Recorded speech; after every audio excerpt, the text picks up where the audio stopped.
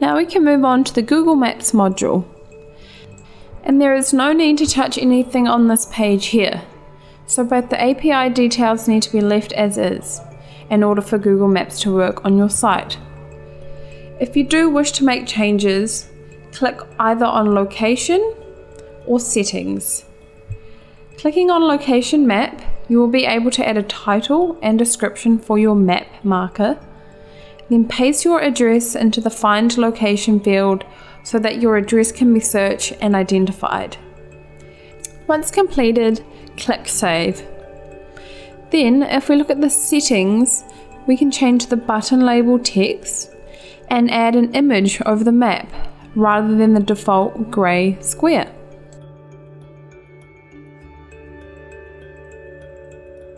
Thank you for watching. If you'd like to check out our next video or view more videos, click the links at the top of the screen.